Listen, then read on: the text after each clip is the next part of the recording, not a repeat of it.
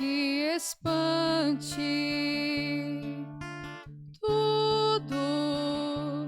Tudo passa.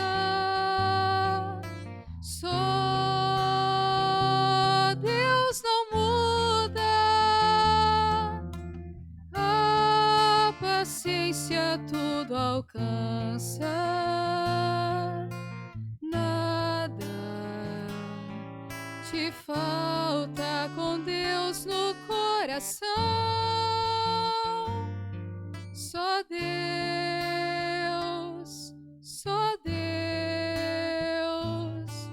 te basta. Em nome do Pai, do Filho e do Espírito Santo. Amém. Que a graça de nosso Senhor e Salvador Jesus Cristo, o amor do Pai, a comunhão do Espírito Santo esteja com todos vocês. Bendito seja Deus que nos reúne no amor de Jesus Cristo. Oremos, irmãos e irmãs. Ó Deus, Pai de bondade, que nos redimistes e adotastes como filhos e filhas, concedei-nos, ao crer no Cristo, a verdadeira liberdade e a herança eterna. Por nosso Senhor Jesus Cristo, vosso Filho, na unidade do Espírito Santo. Amém. Então, queridos irmãos, queridas irmãs, mais uma vez aqui nós nos encontramos para meditar a palavra de Deus no nosso programa, por intercessão de Santa Teresa de Jesus. Só Deus basta. E a palavra de Deus, ela encontra no Evangelho de São Mateus, no capítulo 18, no versículo de 15 a 20. O Senhor esteja convosco e Ele está no meio de nós. Proclamação do Evangelho de Jesus Cristo segundo Mateus. Glória a vós, Senhor. Naquele tempo, Jesus disse aos seus discípulos: se o teu irmão pecar contra ti, vá corrigi-lo, mas em particular a sós contigo. Se ele te ouvir, tu ganhastes o teu irmão. Se ele não te ouvir, toma consigo mais uma ou duas pessoas, para que toda a questão seja decidida sobre a palavra de 2 ou 3 testemunhas. Se ele não vos der ouvido, dizei à igreja. Se nem mesmo a igreja ele ouvir, seja tratado como se fosse um pagão ou um pecador público. Em verdade, eu vos digo, tudo o que ligares na terra será ligado no céu. Tudo o que desligares na terra será desligado no céu. De novo eu vos digo, se 2 de vós estiver de acordo na terra sobre qualquer coisa que quiseres pedir, isso vos será concedido por meu Pai, que estais no céu. Pois onde 2 ou 3 estiver reunido, eu estou em meu nome eu estou ali, no meio deles. Palavra da salvação. Glória a vós, Senhor. Então, queridos irmãos, queridas irmãs, a liturgia desse 23º domingo do tempo comum, as leituras elas são muito bem claras para a nossa compreensão. Claro que nós estamos aqui para explicar um pouco daquilo que Deus quer falar, mas já dá para a gente ter uma grande noção, né, daquilo que a palavra, de uma forma muito clara, ela nos é revelada. Pegando aqui a primeira leitura dessa belíssima liturgia do 23º domingo do tempo comum, fala: assim diz o Senhor, quanto a ti, filho do homem, eu te estabeleci para vigiar a casa de Israel. Então, aqui começa toda essa nossa reflexão. Aqui tem o vigia. O que nós somos? Nós somos aqueles que tivemos uma experiência com Deus, por isso temos uma missão pelo batismo, e a leitura nos leva então a essa compreensão, que Nós somos vigia. Qual é a função do vigia? Para nós compreender esse texto, nós precisamos compreender o que faz o vigia. O vigia, ele está lá para cuidar, não é? Daquilo que ele é designado a cuidar. Para proteger aquela casa, aquele lugar, aquele ambiente, né? Para não deixar ninguém ir lá a roubar, ou destruir, alguma coisa assim.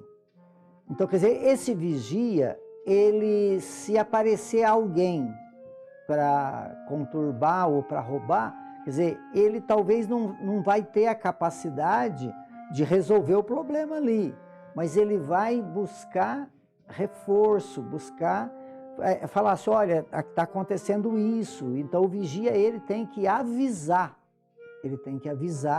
que alguma coisa está acontecendo. Por isso ele está lá em vigilância, para, se algo de estranho ocorrer, que ele possa buscar levar informação para que outras autoridades possam resolver o problema. Quer dizer, aqui, então, nós também estamos, como fala aqui no livro de Ezequiel, somos também esse vigia. Então, esse vigia, ele aqui fala que se ele morrer, por acaso, se ele estiver caminhando num caminho errado, e eu deixar ele caminhar nesse caminho errado, quer dizer, eu me torno também cúmplice disso. Eu também vou ter que pagar por isso, porque eu estou ali para vigiar, e eu vi que tinha algo de errado e eu não fiz nada. Então, a nossa função não é uma função fácil, mas é uma função que se faz necessária para essa incumbência que Deus deu para todos aqueles que seguem a Jesus Cristo. Então, eu preciso avisar aquela pessoa que, se ele continuar nesse caminho, ele vai morrer. E se ele então não me ouvir, ele vai morrer por sua própria culpa e não por culpa minha. Agora, se eu não aviso, como o vigia não avisou, ele é culpado da situação. Mas se ele avisou, e aí então a solução não é o problema dele mais. Ele está livre dessa condenação. E na carta, e aqui fala no Evangelho, não fechei os corações, mas ouvi a voz do Senhor. Muitas vezes nós omitimos muitas coisas, vemos o irmão caminhando em caminho errado, e muitas vezes Deus fala conosco através dessa palavra que hoje Ele está nos falando, e muitas vezes nós fechamos o coração e ficamos lá só fofocando, falando mal e não tomando nenhum tipo de atitude que pode tirar esse irmão do caminho. E aqui no Evangelho fala, na segunda leitura da carta de São Paulo aos Romanos, não fiqueis devendo nada a ninguém, a não ser o amor fraterno. Esse é o grande sentido, amado. O amor fraterno. Por isso, a quem segue Jesus Cristo precisa ser imitador dele, ter dentro do seu coração essa consciência de que devemos viver o amor fraterno. É por amor que nós corrigimos o irmão para que ele possa voltar ao caminho correto. E aqui no Evangelho, então, fala se o seu irmão pecar contra você. Quer dizer, como esse vigia, que está sempre vigilante, atento à preocupação com a vida do outro, porque esse é o grande sentido da nossa vida de fé, é corrigir aquele que está errado para que ele volte para o caminho. E aí então, se ele te escutou, você ganhou o seu irmão. Se ele não te escutou, você vai e chama mais pessoas que talvez tenham muita autoridade, influência, sabedoria.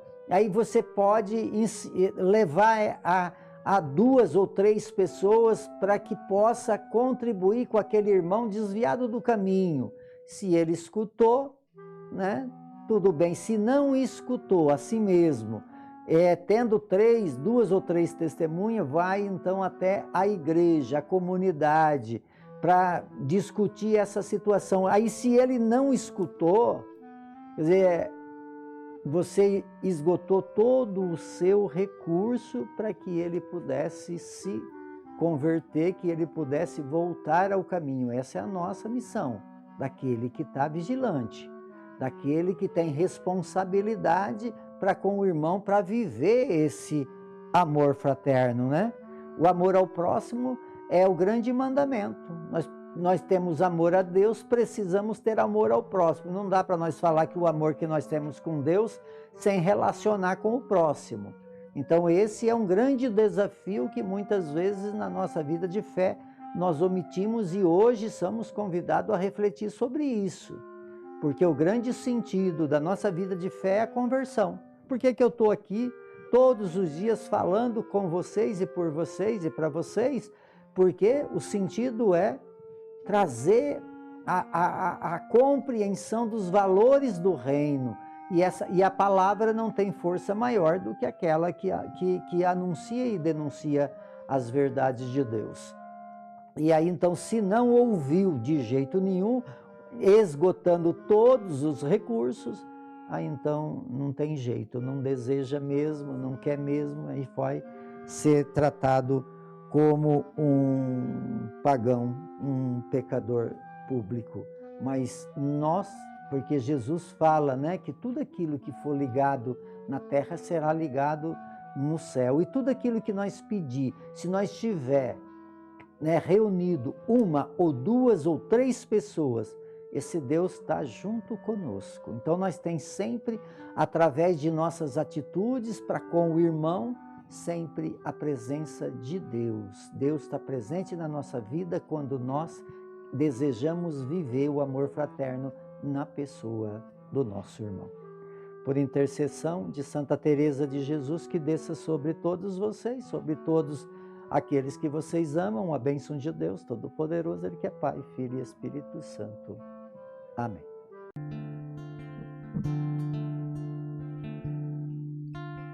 Nada te perturbe,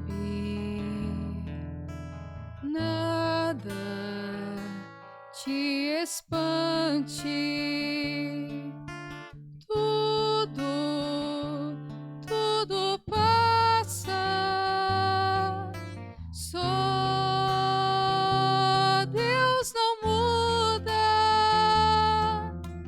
a paciência tudo alcança, nada te falta com Deus no coração, só Deus